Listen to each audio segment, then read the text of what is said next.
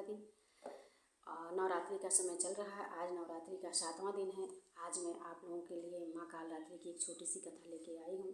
आप लोगों के सामने प्रस्तुत कर रही हूँ कि माँ कालरात्रि की उत्पत्ति कैसे हुई, माँ कालरात्रि की पूजा कैसे की जाती है।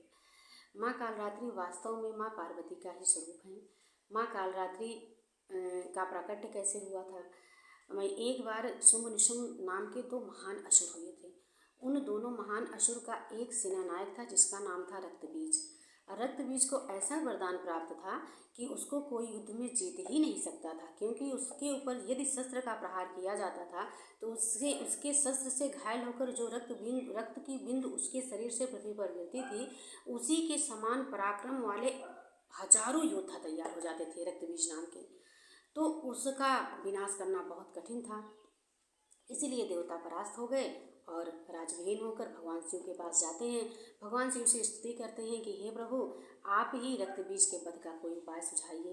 भगवान शिव माँ पार्वती से कहते हैं कि आप इन देवताओं को कष्ट को हरिए और देवता लोग राजविहीन हो गए हैं, आप जो है जाकर के उस रक्तबीज का संहार कीजिए। माँ पार्वती प्रभु के शिव जी के कहने पर रक्तबीज के वध के लिए उपाय सोचती हैं। माँ गंगा जल में स्नान करने के लिए जाती हैं।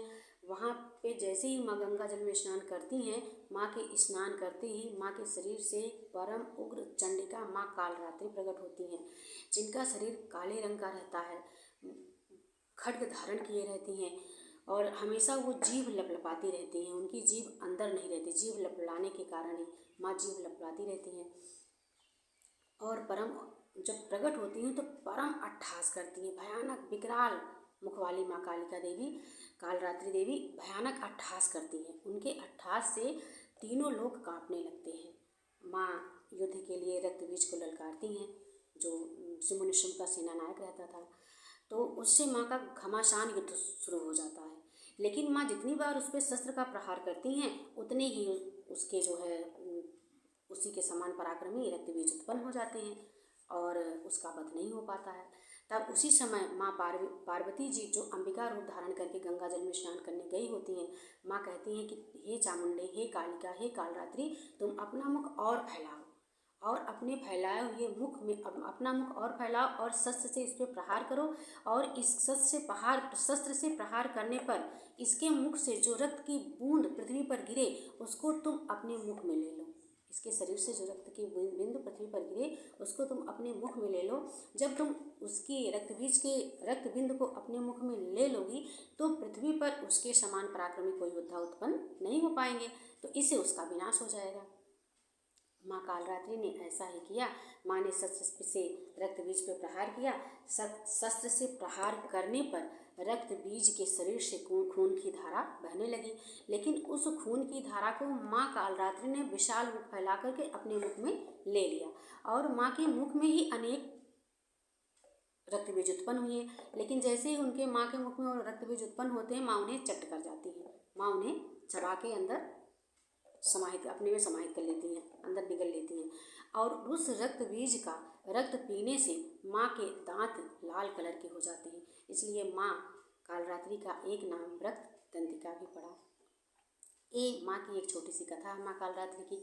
अब माँ कालरात्रि को भोग क्या पसंद है, माँ को कौन सा रंग पसंद है, माँ को कौन सा फूल पसंद है। माँ कालरात्रि को सबसे प्रिय गुड़हल का फूल है।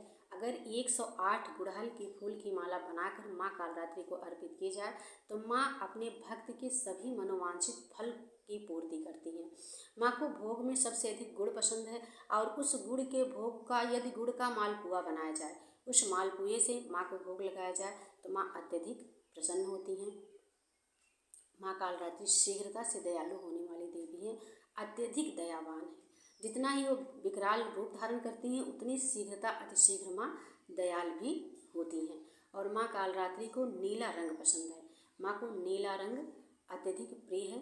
माँ कालरात्रि नीला या काला वस्त्र धारण करती हैं उनको, क्योंकि उनका शरीर ही काला है, नीला काला, तो माँ को काला रंग अत्यधिक पसंद है। माँ कालरात्रि सभी मनोकामनाओं को पूर्ण करने वाली हैं। माँ की कृपा हम सब पर सदा बनी रहे। जय माता दी, जय माता दी, जय माता दी।